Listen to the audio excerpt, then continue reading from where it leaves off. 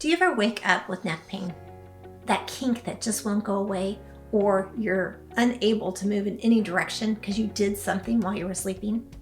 Hi, I'm Dr. Natalie Cordova, and I'm a chiropractor in Houston, Texas, that have patients that come in on a regular basis because of this. I want to tell you this one secret so that you can avoid wrecking your neck while you're sleeping. So whether you're a back, stomach, or a side sleeper, you need to know this one secret so that you can avoid this problem. This secret is actually a rule. The rule is called the 10% rule.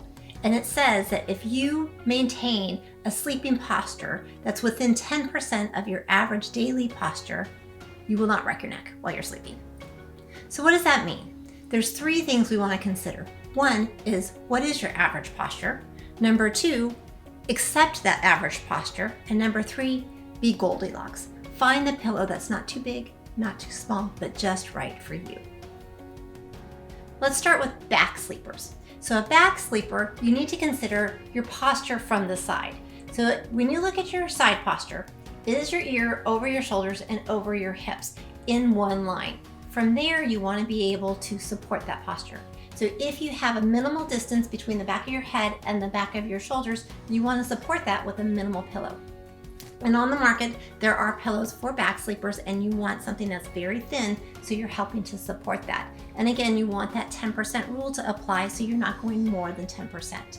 Now, if I have a bad posture, and this is my typical posture throughout the day, my shoulders are rounded, my head is forward, I might be on the computer for hours and hours at a time, I want to have a pillow that's going to support this posture.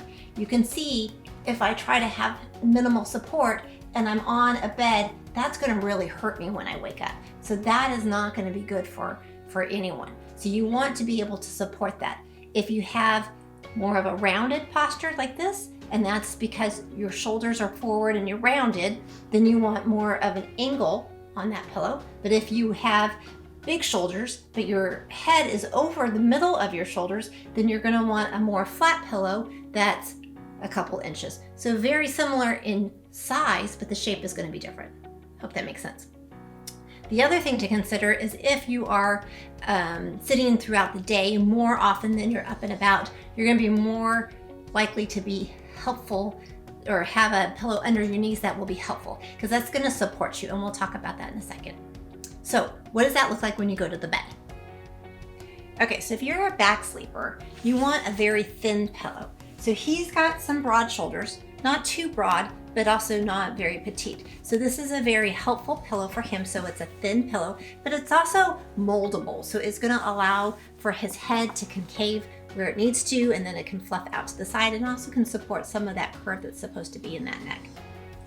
So having a nice straight position here, he raises up his head.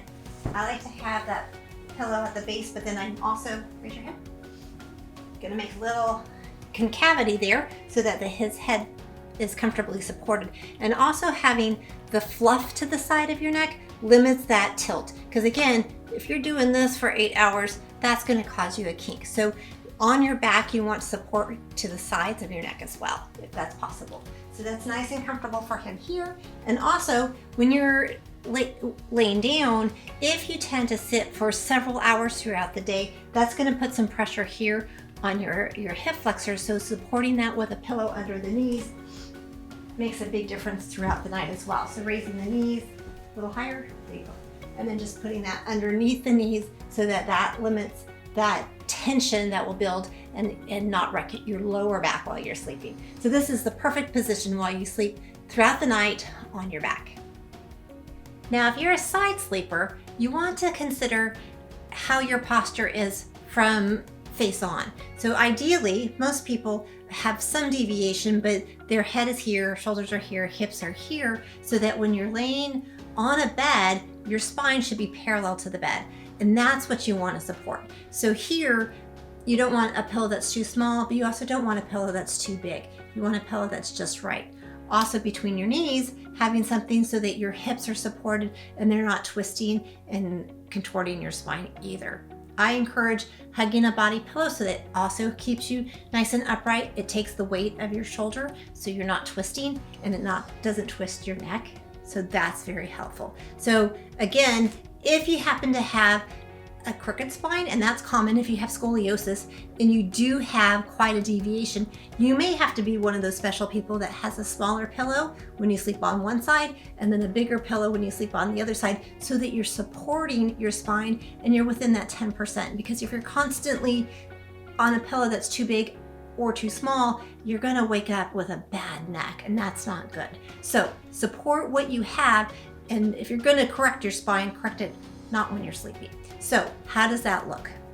If you're a side sleeper, you want that pillow that's going to be firm and supporting you so that your nose does not deviate either too close to the bed or far away from the bed. So if you look at my beautiful model, he's got a nice firm pillow so that it's allowing that nose to be parallel to his spine as well as to the bed. And so this is a lovely position for side sleeping. Now from here, you want to have that body pillow. There's a couple points to this, is that you don't want to be so hunched over, unless it's your common posture, that you don't want to maintain the fetal position, because then again, you're deviating from what you normally have, and you want to have a fairly upright position, and you're maintaining that throughout the night. Having a body pillow is helpful. So you want to hug that body pillow so that it supports your shoulder, takes the weight of the shoulder and distributes it among this body pillow, and not rolling you more so and twisting your spine. The other point is that you've got your knee bent over that pillow, and that also keeps that hips in good alignment so that your low back is being supported. So this is a very good neutral spine, and this is going to help so that when you wake up, you're going to be so comfortable and you're not twisted and contorted throughout the night. If you happen to have feet problems, you can continue to support that throughout the ankles. So again, that the ankles are parallel, or you may even get a smaller pillow, so that's a minimal support there, and that's comfortable too.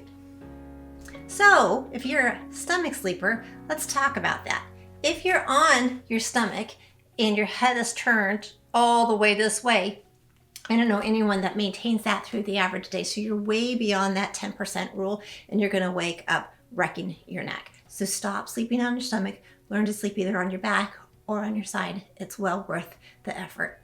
If you found this information helpful, please like it, share it. If you have any comments, please put them in the comment section below. We'd be happy to help you. If you do suffer from this problem, that you've been wrecking your neck on a regular basis and it's not going away, give us a call. We'd be happy to help.